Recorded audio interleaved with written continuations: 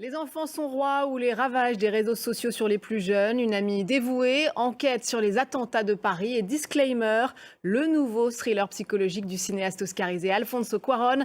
C'est le sommaire de ce nouveau numéro de À l'affiche spéciale série. Bienvenue à tous et bonjour Nina Masson. Bonjour Louise. Alors on va donc commencer avec Les enfants sont rois, une série choc sur un phénomène bien réel. C'est une série glaçante sur un business, il faut le dire, dont je ne mesurais mais absolument pas l'ampleur. Donc celui des enfants influenceurs qui cartonnent sur YouTube. Certains n'ont pas plus de 4 ans, imaginez. Et ils ont des millions d'abonnés poussés par leurs parents qui vivent en fait des revenus publicitaires générés par ces contenus. C'est un phénomène qui a fait l'objet d'un roman donc de Delphine de Vigan, dont la série est directement inspirée.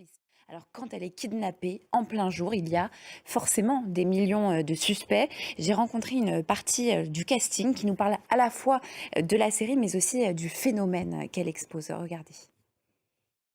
Voilà, et pour cause, la série, comme le livre, montre aussi le vide à la fois juridique et politique autour de ce phénomène des enfants stars, vide qui commence tout juste à se combler. Oui, parce qu'à l'Assemblée nationale, en février dernier, a été votée une loi pour protéger le droit des enfants sur Internet. Oui, février dernier, Tout récent. c'est tout récent et la série elle alerte là-dessus justement.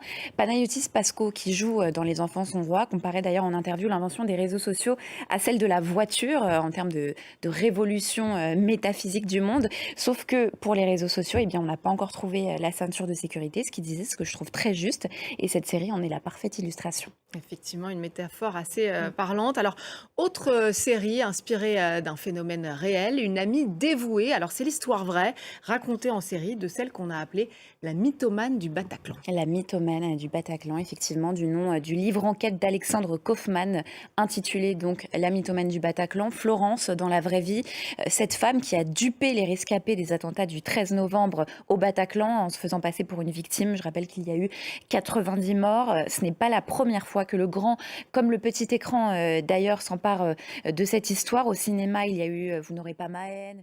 Dans la série, on va suivre Chris, incarné cette fois donc par Laure Calamy, qui n'était pas au Bataclan ce soir-là, mais c'est vraiment déconcertant.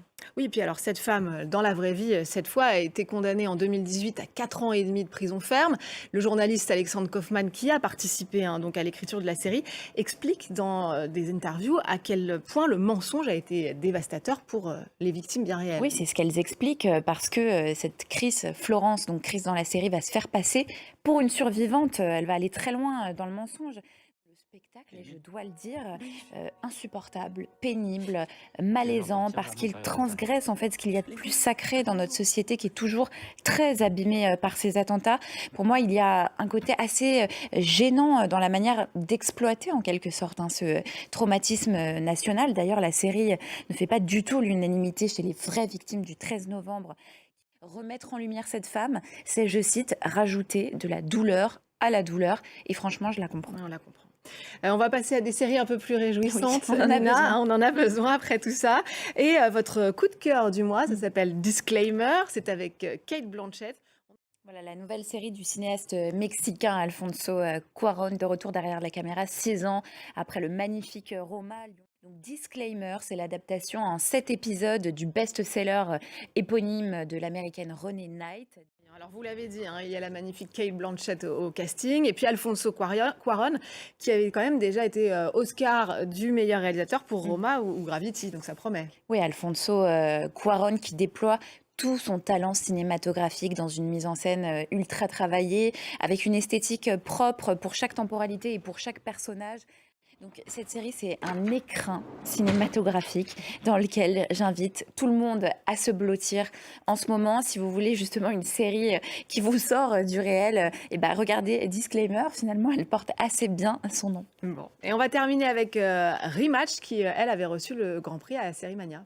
Oui, Rematch, Gary Kasparov a 32 ans. Il est considéré comme le meilleur joueur d'échecs du monde, bien sûr, mais aussi de l'histoire. Celle-ci repose donc sur une histoire vraie, bien sûr, mais elle est quand même teintée de fiction.